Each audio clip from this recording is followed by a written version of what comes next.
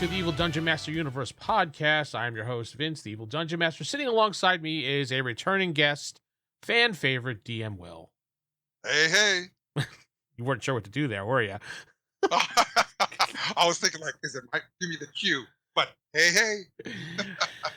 Brought Will back for another episode. Maybe we'll do this once a week or something. Have Will come on. We'll talk about different games because Will is a wealth of information for gaming and has tons of games. So, we'll see what we can do for you people out there. Right, Will? Exactly.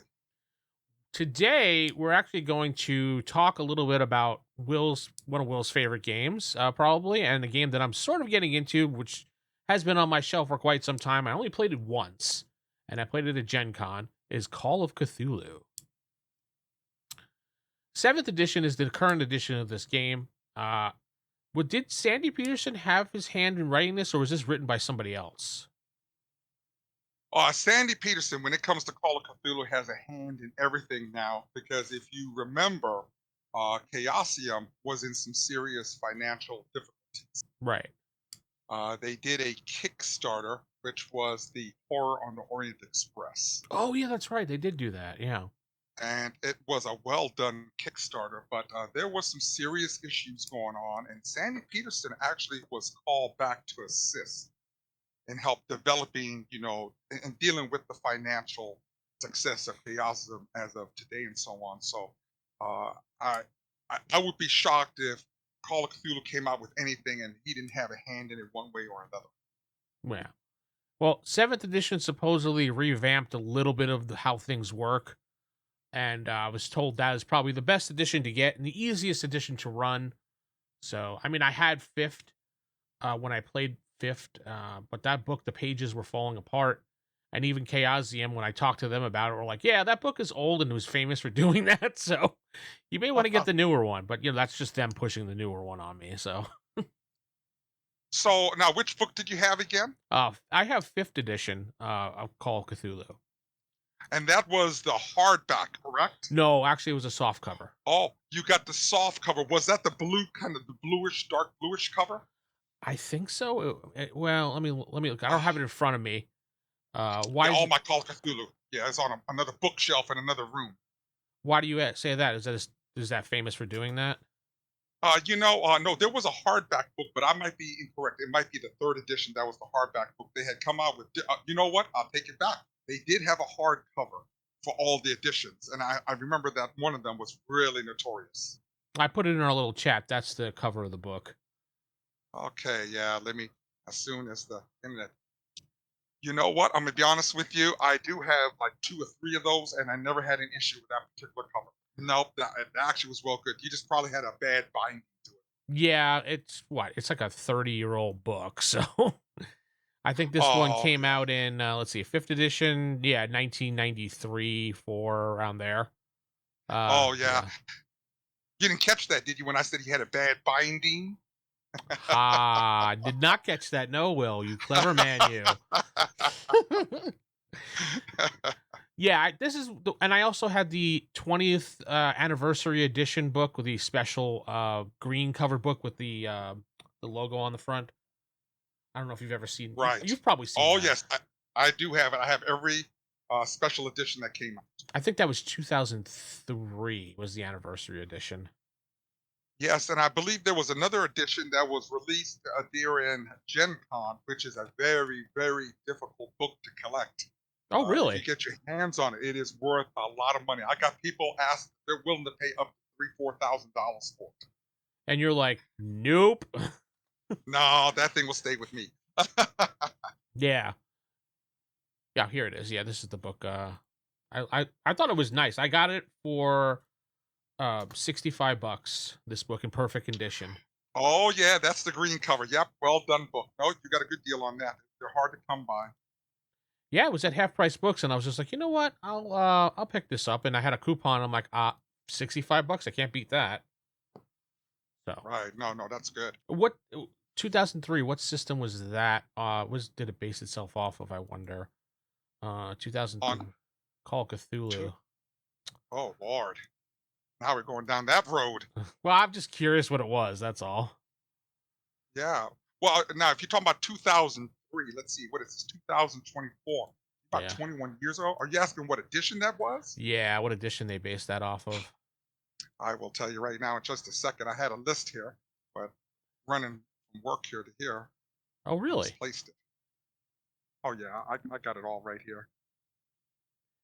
Yeah, I So have a list on all that because they came out with so many products and there were so many books, between the original version that came out in the early '80s all the way up to now. it was Ooh, considered Cthulhu 5.6 edition. 5.6. That makes sense. Yep, that makes sense. Yep.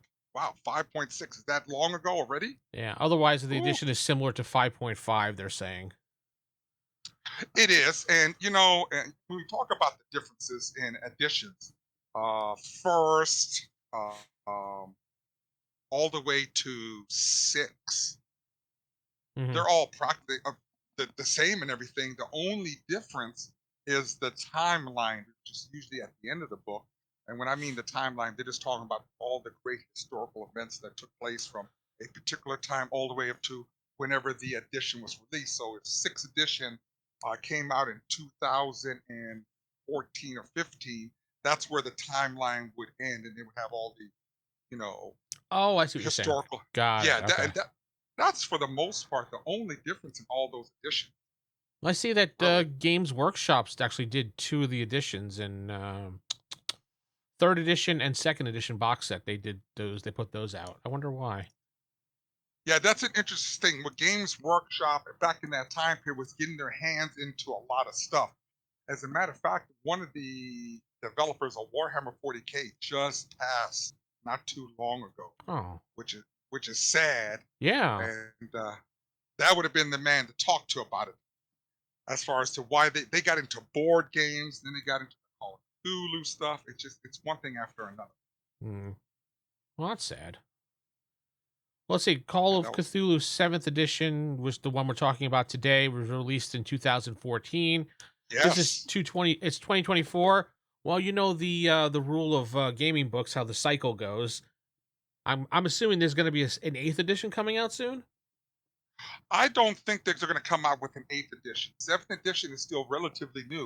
And you can sit and you take a look at first edition. The time between first edition and second edition was only like a year or two. Yeah. And then the third edition, first through I want to say to fifth edition, all came out within a relatively a 10-year period, I believe, a decade. I believe it did. If I'm going to take a look at my notes here, yes. So you take it. First edition came out in 1981. Yeah. The fifth edition came out in 1992. Then there 92, was a yeah. 5.5, then a 5, and you take a look. I mean, it was one year after another. The big gap was sixth edition and seventh edition. That was the biggest gap, which I think was like 10 years.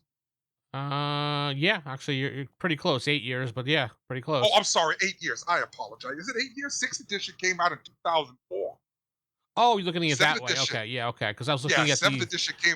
the Oh, okay. I was looking at the 25th, and 30th anniversary edition. I figured they updated rules during that time period for those editions. Well, I'll be honest with you; those are money grabs. Anytime they came out with an anniversary edition, that was just like sending out a small print run of these books as a special edition just to get money. Like I said, when the Horror of the Orient Express is what got them out of the money issues. Yeah, Yeah, so they're doing like Palladium does. Here's a special edition with gold trim letters, but it's still the same book with all the errors. still the same book with all the errors. Yeah, That's what they did recently, and I wound up buying some books, but so it doesn't really matter to me. Uh, that is too funny. all right, so getting into 7th edition, I'm obviously new to this. I only played this once. I had a blast of a time, which got me to pick up all those other books, but I've never played it because I've never actually had anybody that wanted to play it because they were always like, "Oh, what's the point? You're either gonna go insane or die. There's no point in playing." Well, that's the fun of the game, is being a regular person trying to deal with all this crap. Right, right. Oh, speaking of it, I don't side know. note, does Chaosium do the new Delta Green book, or is that somebody else? I have not partaken in any of the other third party companies as far as that where that's concerned and everything. I don't actually deal with it. I mean, Oh, I hear Delta Green is good, but again, that's a small niche, a player. So I, I I don't know anyone that plays it. Yeah, I don't. I picked it up at last year at a small convention here in Texas. It was called Lone Star Gaming. It had just, I think it just recently came out, and it was the box set. I got it for about $80. I got you I guess the hardcover book and the player's book, and it's the Right. same thing as Call of Cthulhu as far as I can tell, except you're like the military dealing with all these There monsters. you go. And that's the whole thing, my friend, that the players in there are part of all these organizations, whether it's the CIA, the FBI, the ATF, and so on. And most particular, I find this fascinating. It involves the CDC, so it's mostly the governmental organization. Yeah, yeah. And if you play Call of Cthulhu as long as I have, you'll find out in many of the scenarios, I shouldn't say many, there are a number of scenarios that when you're getting toward the end of that adventure or whatever the case may be, the government, one way or another, steps in to relieve the player characters from whatever they're supposed to be doing. They'll just come in and say, "Hey, thank you for what you're doing. Keep your mouth shut. We got it from here." Disappear. The Men in Black. Yeah. Well, basically, if most people don't know, the U.S. government does know of the threat of the Call of Cthulhu mythos. They do know the threat, as do most world governments in the RPG. Huh? Really? It's not a secret. No. No, no, sir. Interesting. I didn't think they actually took that serious. Oh, they actually do and everything. And like I said, it's interesting how, like I said, in certain adventures, and I'm not going to ruin it for anyone. They can ask me later if they want to know which ones it is. Yeah, they'll come in and do the cleanup. And especially when you're dealing with the more grander threats, like dealing with the dole. I don't know if people know what a dole is. A No. dole is like one of those worms in like Dune. Uh huh. Dune, the big giant sandworms. Yeah, yeah. Well, that's what doles do. But what doles do is they actually bore through the earth as they're digesting things, and eventually they destroy the planet because the planet cannot sustain the hunger of the doles. Doles are planet killers, Oh, okay. and they're huge, they're gigantic. So when the government or the military or whatever find out there's a threat of that nature, they will join forces with whoever to destroy that threat to the planet. Hmm. Oh yeah. All right. So, getting into Call of Cthulhu. Say I'm a new person, like I am, and I was just like, "Well, what do I need to do to get into Call of Cthulhu? What's the what? I just basically need the Keeper's book, the main hardcover book to play, right?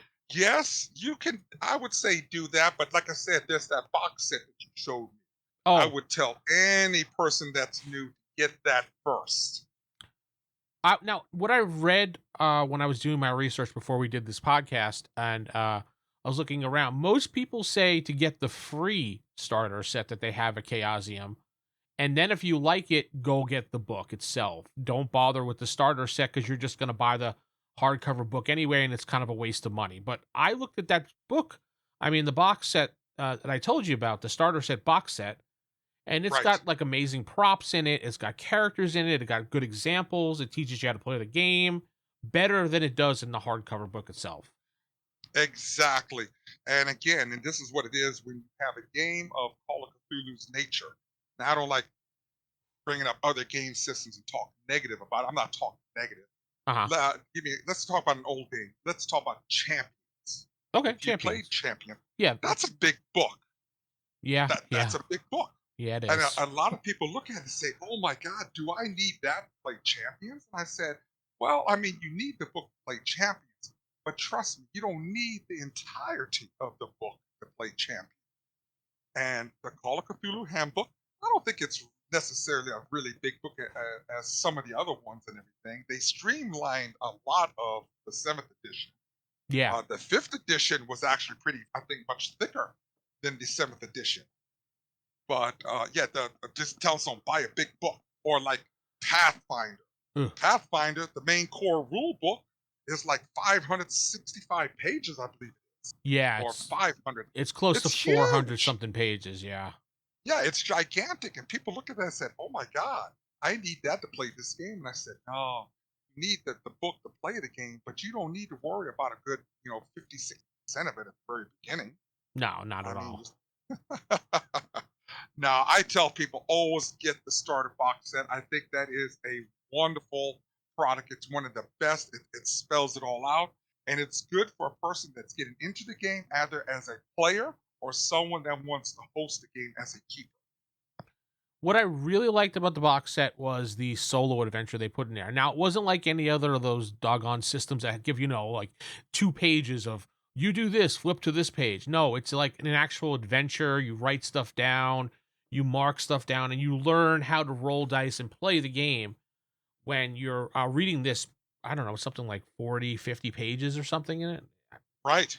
It's not No, cheesy. no, it's not. And actually, that's one of the things about gaming companies and their products. If they really care about their player base, this is exactly how a product should be released in this particular format. I mean, even in Menser's Red Box set, they had one of those dungeons in there, one of those, start dungeons. Yeah. They read you the description. Do you go left? Do you go right? Or do you open the door? Choose this. It's like to choose your own adventure, except in those you don't really roll dice. Yeah, yeah. But in that game, no, I think this is well done, and you hit the nail right on the head and everything.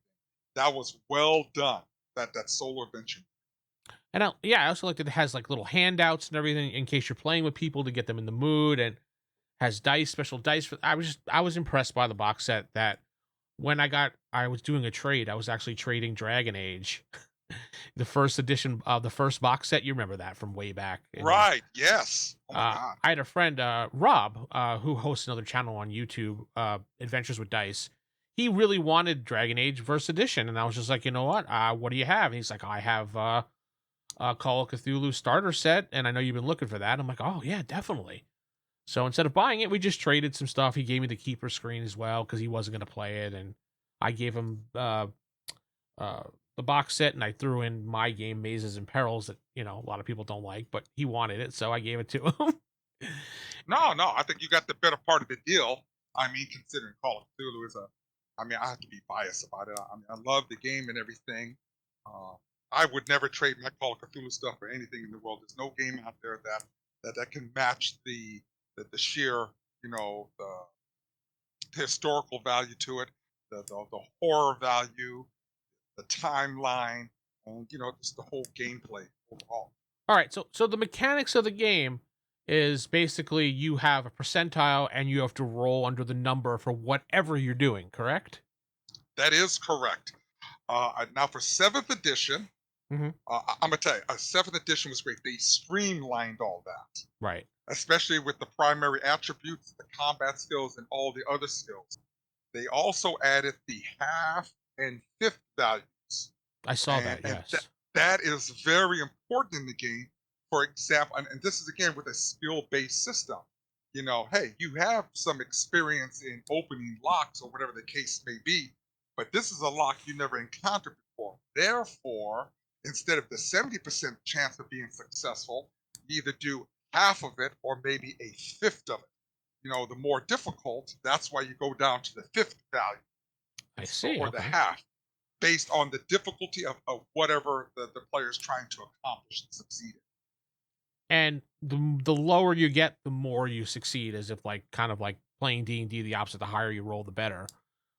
So there's like a success, a hard success, a critical success, and some other type of. I forgot the levels offhand. Right, exactly. And that goes back to another game like Chivalry and Sorcery, and Hornmaster actually use those rules, which I actually like very much, depending on what kind of weapon you use. Basically, it's the same thing as well. But the key thing in this game here is, let's say, for example, a driving skill. You're trying to avoid the police, for some example, Okay. and you performed a driving skill.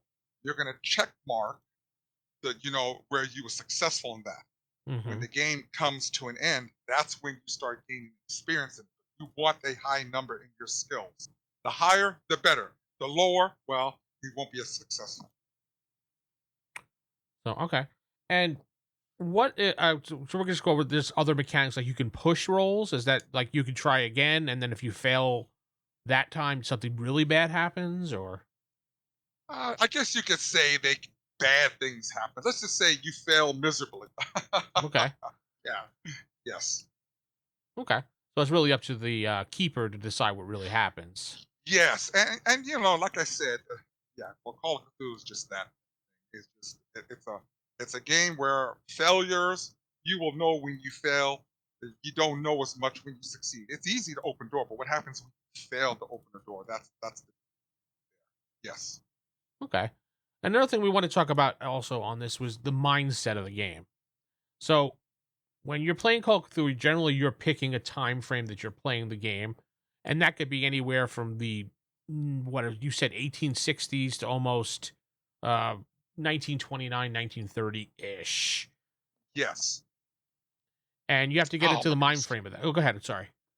No, no, no, good. No, no. Please finish. No, I was going to say, and you really need to get into the mindset of the game. That you have to remember that the 1920s. Now we didn't have cell phones. We didn't. Not a lot of people had a car in 1920.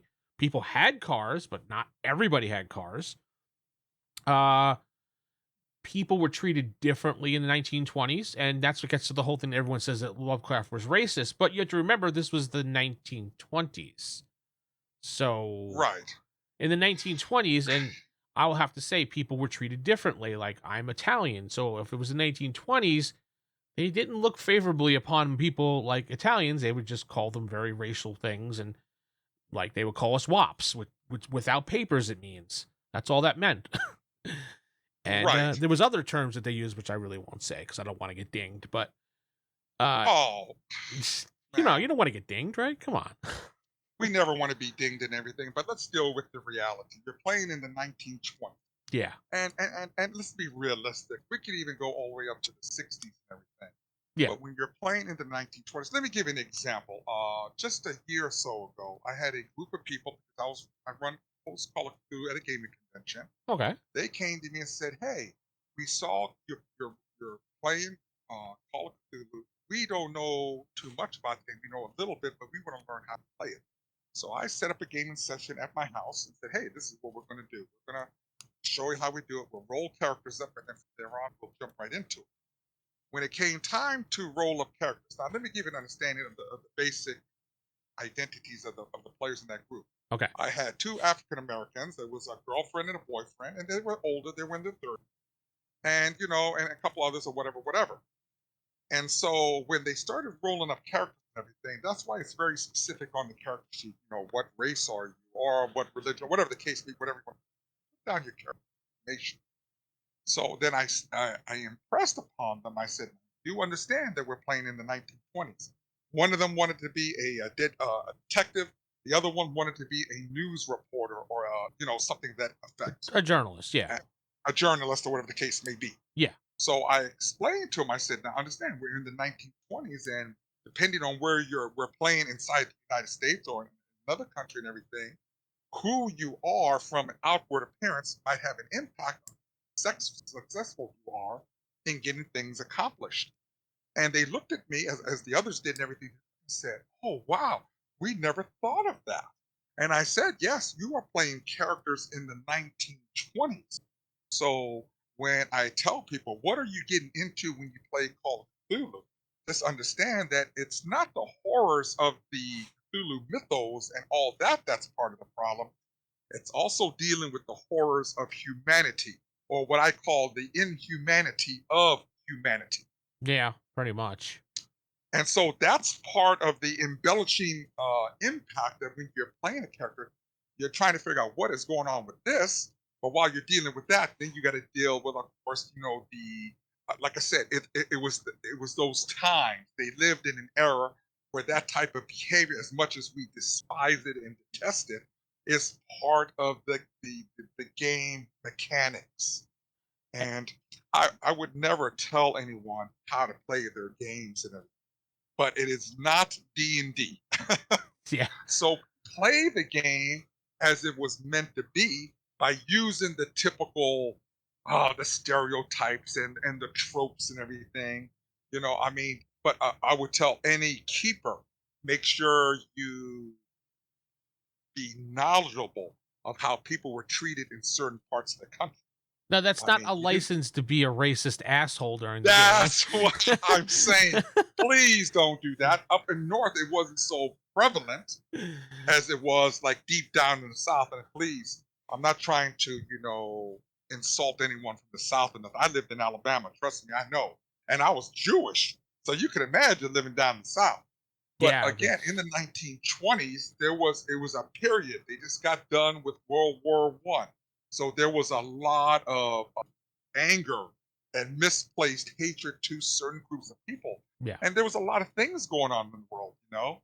But again, the game is about having fun. It's about socializing with friends, overcoming difficult, adventures and everything, but also dealing with that part of the game, which most people, it's sad to say so, but they're not comfortable playing in that world.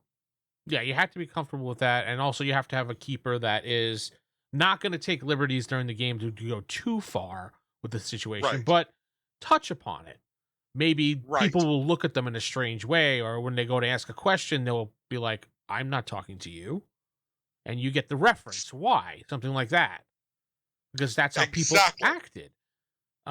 Also, we have to address the fact of sexual orientation as well back then. right. And that's one of those things. Again, during the 1920s, I believe it was considered a mental illness, and in turn, it was considered criminal. And most of us that study into that portion of history, if you take psychology or any of that stuff and everything, they will explain how back during those times, and it's just about being homosexual or gay or however you want to say it, Hmm. or whatever the case may be. It was considered a mental illness, but there were many things back then that was considered a mental illness. That it was easier to confine people. It was easier to target them. Yeah. Call of Cthulhu happens to be one of the very few games printed that early that actually had characters of different genders or different sexualities, whether it was being gay or transvestites or and so on and so on. They actually had NPCs back in the day. One of them's in Mansions of Madness, which Okay. you catch that from time to time. It's very rare to see a game in its infancy in the 80s that had those kind of topics introduced. Yeah. Then this is back in 83, 82, around there. So Yes, that was very yeah, rare to see that in any game, to be honest. yeah. I like reading on the stuff, but as you learn to know the NPCs, they tell them what their issues are, and that particular character is in Mansions of Madness. In one, oh God, I can't even remember the. I believe it's called the Asylum. That was the adventure. They're on a mental asylum on an island, Right. and it's one of the people that's kept there. It's actually very interesting. Hmm. But So I want to say one thing else though, as do Vince, when you was talking about how when characters are dealing with those kind of issues, yeah. this is where that the push mechanic comes into play, Okay. where when the keeper has to decide, hey, is it going to be increased difficulty? Uh, the player has to describe how they want to push themselves. How will they try to convince someone that they want to do something like, can you please let me into the library? I know that it's nighttime and I'm not supposed to be out, or I'm not allowed to be eating at the diner. I know only certain people. So it is up to the player to tell the keeper, hey, this is how I want to do the push. Now, the consequences of the failure can be brutal in that sense, where there could be some type of physical harm or mental trauma Oh. due to those circumstances. So if you fail, well, guess what? You may get punched in the face, Yeah. or even worse, you might get arrested. Or So shot. that's where, yeah, that, no, exactly, and Yeah. that's where that push mentality or the push mechanic comes into play in the game. Hmm. Now, when you're dealing with outer mythos and outer gods and all that other stuff, then you're dealing with the temporary insanity and so on and so on. But in cases where we're dealing with those social issues, then you're dealing with, the physical. I, I don't think there would be too much mental trauma. It might impact you because you're being treated very for nothing other than being the way you was born. Oh, and on top of that, let's not forget sex. And I'm not talking about the physical, I'm talking about male, female. Okay. If you play a female character, females or women in that era weren't treated Well, as well, and again, they were in positions of, they assigned them certain roles, certain, and so on. So that's another thing I meant to mention. Everything else. So all that has a play in the game, and what? that's what characters have to deal with in the 1920s. So you were saying about women in 1920s. Right. So, during that era and everything, women were treated very much poorly, depending on their social status. But then, even then, when I look at the movie The Titanic, they were still treated very poorly. Yeah. When I think about it, so again, there was it just like I said, it's just amazing that when you get into a game of a certain era, we have to take the role of that keeper into saying, hey, this is how I got to play and everything. And women, like I said, if you want to play a woman in the game, please, I say do it. They did a lot of things back in the day, but again, just remember, they will still be treated a certain way because I guess misogyny or women were assigned those particular roles and they weren't allowed to do certain things or probably dress a certain way too back then. I'm not certain. I'm certain they can only wear certain types of clothes. I think women Um, mostly wore dresses, and if they didn't wear a dress, they were considered something weird, or I don't know. I have to right. I research mean, more into 1920s if I remember that. So well, I know that, for example, like Indiana Jones in that era and everything, I think women had to wear certain types of clothes and they weren't authorized to wear anything unless they were in a particular organization. But then again, it is what it is back in the 1920s. yeah, So exactly. I tell any person that wants to be a keeper, research the 1920s, understand the social mechanics during that time. That will make the game much more a Call of Cthulhu game instead of maybe a cookie cutter D&D adventure where things like that don't really matter. See, that was the thing that I noticed because I was watching Chaosium. They had an official play for Call of Cthulhu. They just did one recently, and the keeper was excellent. But I noticed that he wasn't doing very well. Okay, so he wasn't using the typical 1920s attitude towards the players, but in the game, he kind of touched upon it.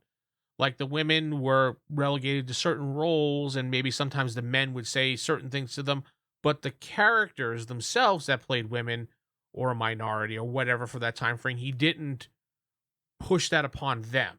It was if they were just a neutral, nothing slate person that were playing a character.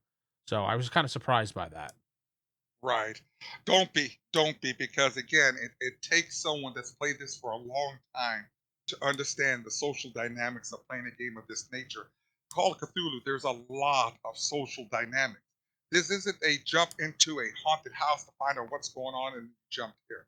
There's a lot of exploration, a lot of social uh, gatherings, and so on in this game. You're dealing with the whole gamut, and that's very important that the keeper always make sure that they're prepared for those kinds of encounters when they're running any type of scenario. Okay, so let's get into the quote unquote monsters themselves and the sanity mechanic themselves. So there's obviously different types of monsters, and there's various books. There was the Monster period. What was it? Oh, I had the name on the tip of my tongue before. I just lost it. That 2 volume set book that most people recommend you get with all the monsters. That's right. I know which book you're talking about, but I have so many books on monsters. I'm looking left and right for them. Monsters compare? No, not that's not it. I Uh, thought there was a Bysterium or something of that nature. I will look it up while you're talking. But while we're talking on the subject of monsters and everything, I look at it from two classifications. You're dealing with the Cthulhu mythos, the outer gods, and so on and so on and so on. And then you're dealing again with the Malleus Monstrum. oh yes, that is the big monster book. Yeah, there's Yes, you two are correct. volumes of that book. I was told, and it's a good book to have if you become serious in the game. Yes, it is.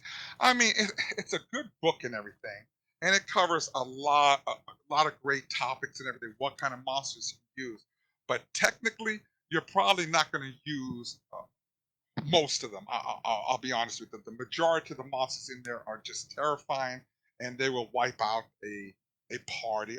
They'll wipe out an entire population on a planet. I mean, let's just deal with the reality. A lot of those monsters you will probably never encounter unless you're in some uh, crazy dimension or out in outer space.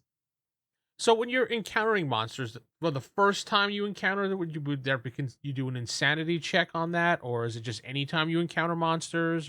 Again, I'm Oh asking from a wow. new player perspective.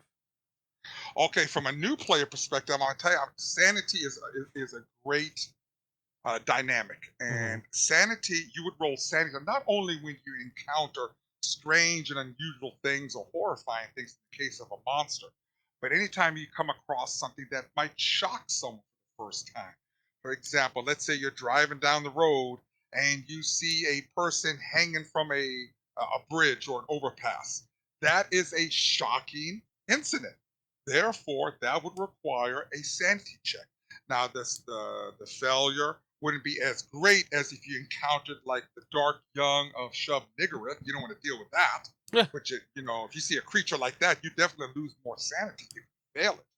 So depending on the incident, or if you find a corpse for the first time, or it's a sanity check usually comes up when it's something that would cause a player character, to stop and pause and try to comprehend what they're visualizing. Hmm. Or like when you find a dead body and moths come flying out of it all of a sudden when you Oh, go yes, when you think he's moving when he's not. He's dead. absolutely. Absolutely. Yes. That's a good thing I like. What, moths coming out of dead bodies? Oh, no, the fact that they failed an insanity check, and all that, I think that's fun. And what's the range generally for sanity loss if you fail to check? Is it based on how bad you fail to check, or just if you fail? Oh, no, it's based on what they're visualizing or what they're witnessing.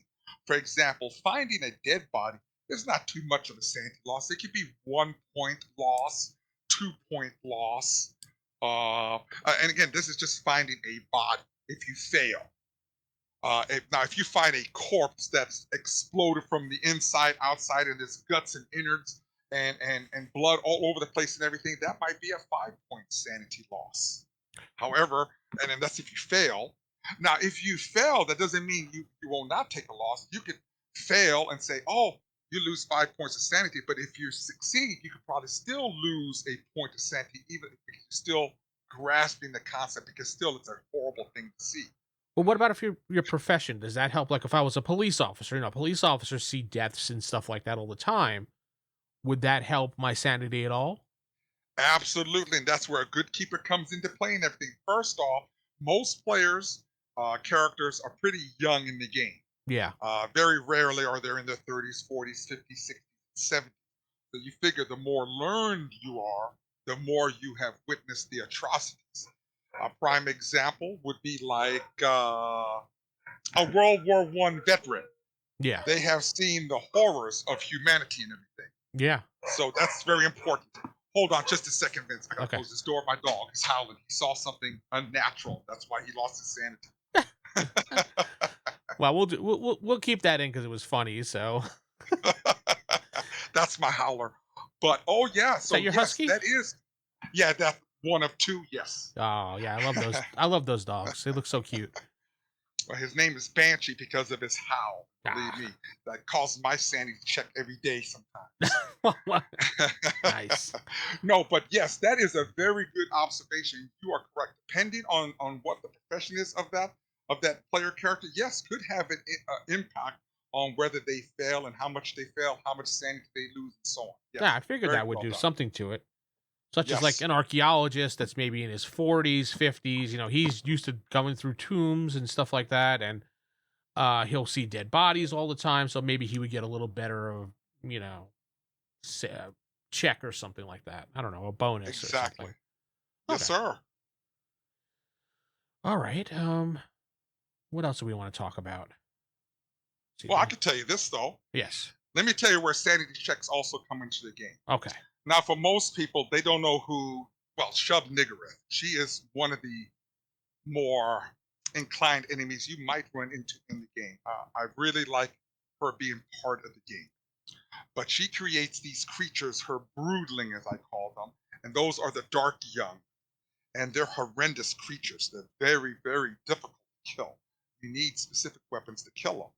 Just viewing one, I believe you can lose up to 10 points of sanity just by viewing one physically and everything.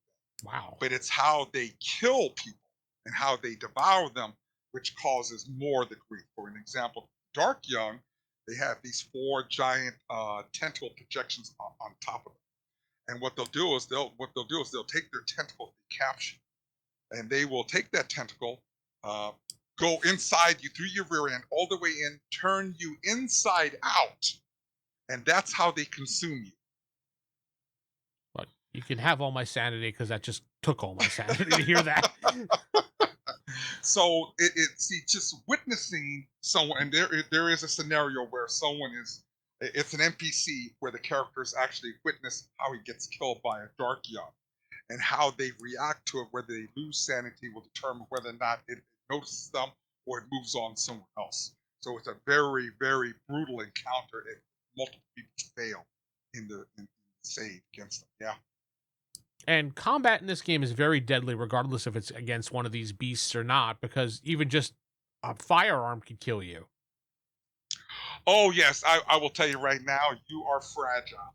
You are very fragile, probably more fragile than an egg, inside one of those egg cartons. Because I will tell you, you don't have too many health. This is based on, your constitution and the stat divided by two and so on, and that's it. You can have 10 hit points.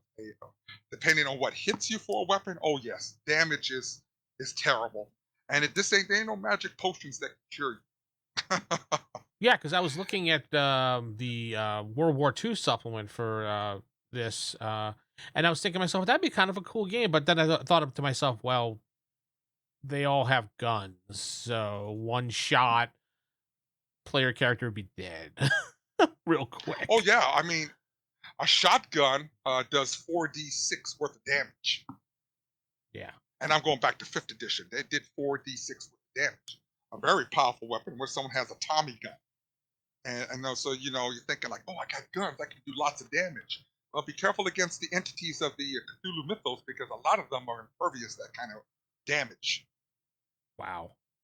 Yeah, the weapons simply don't impact them. You might need a piercing weapon, like a sword or a rapier, and a pay or a foil or something. That's why you want to look for those special, weapons and everything out there to be able to defeat some of these mytho creatures that you might run into. Now, another bit of advice I was reading online was is not every adventure has to revolve around the mythos, and in fact, they suggest that you do sometimes normal investigations. What do you think about that? Absolutely, and that is well done because there are some scenarios out there where they're probably doing some archaeological studying, or they're out looking for a particular type of ancient tome or a manuscript, and so on and so on. You probably will not have to deal with anything with the Cthulhu mythos themselves from a physical perspective to me, which is I think that's awesome. But Or again, as it could be just a no, go simple ahead. case of finding somebody. Yes, exactly, and that's one of the things. There's a person that went into the jungles and they're looking for him and everything. Now you got to deal with the typical, threats and terrors of being in the jungle, not being familiar, dealing with the animal life, or you might be dealing with, the local indigenous populations which are hostile. You have to deal with traps. Same thing like with Indiana Jones, Yeah. basically doing that. But there might be a supernatural perspective to it too as well. Which, like, they run into the thing and all of a sudden they see a big idol and all these bats fly out. Well, guess what? That's a sanity check onto itself because fear involved with that. Oh, very true. Very true. Or you have to crawl through a morass of leeches and other bugs and insects and everything to get from point A to point B. That right there will cause, sanity check. Yeah, I'm dead. I would never do that. I'm not crawling through that shit. No way. No, Nope. I ain't crawling. I'm running. I'm running through it. I'll burn it first and then go through. So I mean, like, and I say Indiana Jones and I'm sorry, the Raiders of the Lost Ark. When he got trapped, he might be hunted down by an opposing enemy who's trying to get to the same goal that you are, and you have to deal with them as well. Yeah. And they might trap you in a room full of corpses, like Mr. Jones did in the Raiders of the Lost Ark. Yeah. And again, yes, and I use that as a matter of fact in my campaigns and when I run Call of Cthulhu. I have those, and that's one thing that's never touched upon. Those mystical things do exist in my campaign, like the Ark of the Covenant or the Spear of Destiny. And I use all that in my games. Huh. Yes, Okay. definitely. Cool. Yes, sir. So, all right. So let's one more thing we want to touch upon, and it's back to the sanity. Say you lose a bunch of sanity, can you get that sanity back? Woo!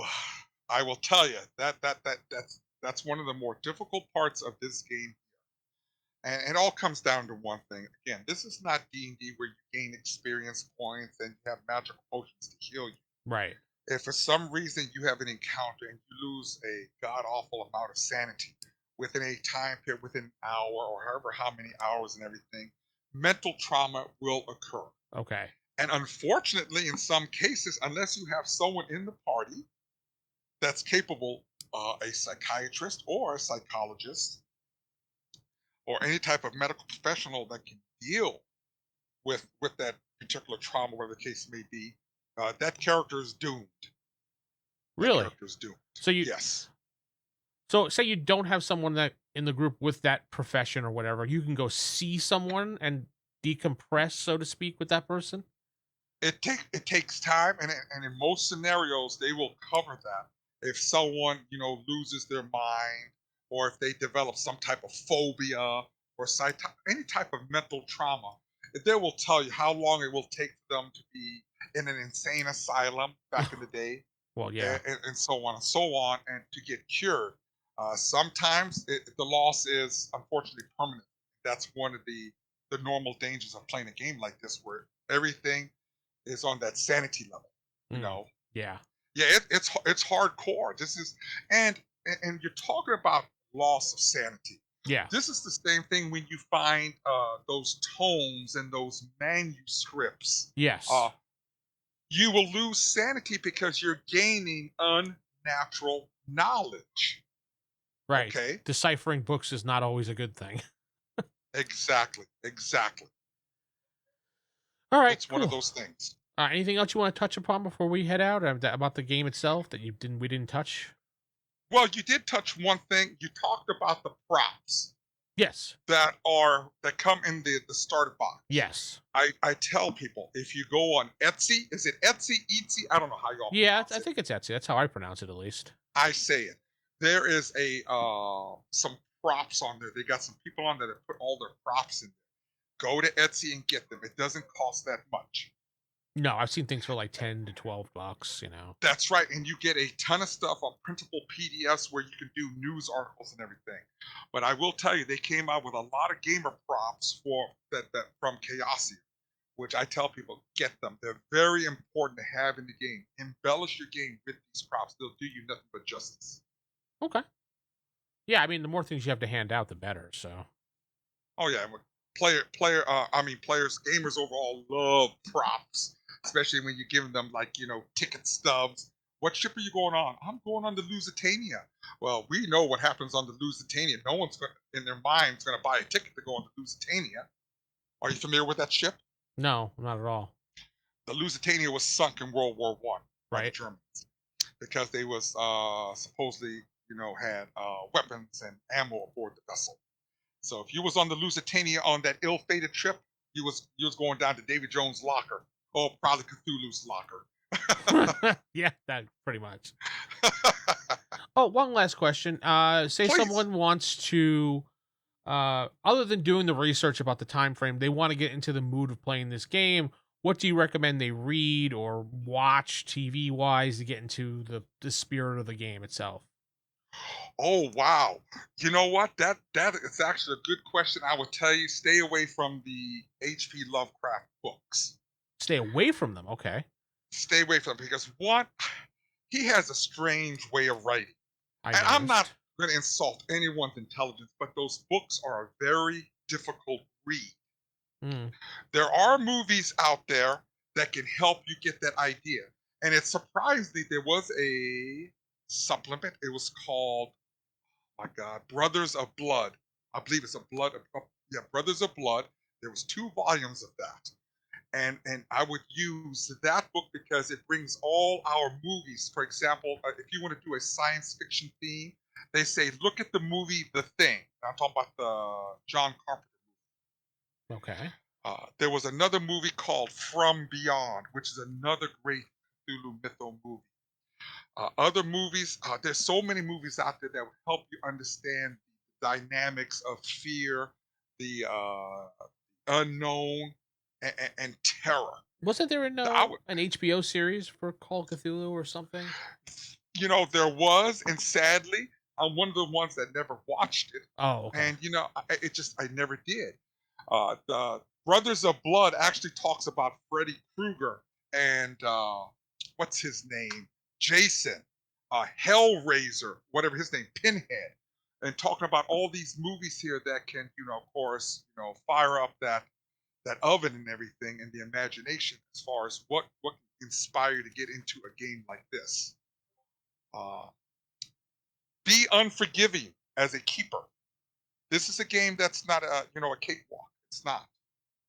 Brothers of Blood, New Orleans, vampire novella by J.T. Patton is what came up when I Oh, was Googling things for it. right, Brothers of Blood for Call of Cthulhu. There's two of them, and what they do is they cover all sorts of media, film, novels, Hmm. music, and everything that will help you get into to the thought of playing Call of Cthulhu. And they give examples, like for example, I mean, we can cover Frankenstein, the Wolfman, the Invisible Man, Dr. Jekyll and Mr. Hyde is a great one because of the multiple personalities, which was not really understood back in those days for the most Hmm. part. If you want to go like on the Orient Express, and before it becomes a Cthulhu thing, have them go on the Orient Express, going from one side of the continent to the other and everything, and meet those interesting people that used to navigate on that train. So, I mean, I know Sigmund Freud was on the Orient Express multiple times in his lifetime. Oh, So, and this is where they get the characters to engage with historical personalities. So, I mean, there's multiple ways of it's just. But I was never a huge fan of the books because of the way he wrote his books and the words he used. It becomes like I don't know if I can comprehend being comprehensible. You know? I understand. Yeah, I know a lot of people tried to rewrite what he did, so we'll see what happens. Yeah, it's one of those things. Hmm. All right. Well, thank you for coming on again this week and chatting about Call of Cthulhu. We'll have you back on again soon for another nice lengthy topic like we did today. We did about an hour talking about this, so it was a lot of fun. Oh no, it was a great time, and I appreciate and everything. And again, I thank all the kind comments and everything for the last podcast. Oh yes, everybody was like, "Will's back, yay!" Oh, I forgot to mention something, Oh, and I want to apologize to everyone about DC heroes between Wonder Man and Superman. Someone oh, made a yeah, yeah. I saw that and I like that. And so I maybe I worded it incorrect, but I just want to say something. Physically, Superman is stronger than Wonder Woman. Yes, grant you that. Yeah. However, I believe she has a martial skill. Superman doesn't have a martial skill. Okay. I don't believe he does. And again, she is a demigod. I guess she's a demigod or something like that. Well, she's You definitely a know, goddess, so Well, she's a goddess and everything. And guess what? Superman's powerless against those kind of entities because of their supernatural abilities. I don't know if you would call it supernatural. Is that what it is? Gods are maybe not super. Are they supernatural? not really. I mean, not in DC terms. So Yeah, their powers are magical in nature. yeah. Therefore, and he's very vulnerable to that kind of those abilities. Mm-hmm. But Yeah, either it's way, true. Wonder Woman can still beat Superman. That's just the way it is. Just like orcs have pig faces, right? Oh Lord, yes. Absolutely. That's too funny. That used to be our big thing back in the day. Orcs have pig faces. Yes, orcs have pig faces. Yeah. What else did we say? Or they were humans with pig faces? They were puppies. That was what Oh, some people called them puppies. Yeah, because they look like dogs. no, No, no, no, no. no, no. All right, folks. Pig faces. Don't forget to like the podcast, follow the podcast, rate us on Spotify, as well as give us a like and comment on the YouTube. Don't forget, subscribe to the channel, and we'll see you next time. Good night and God bless.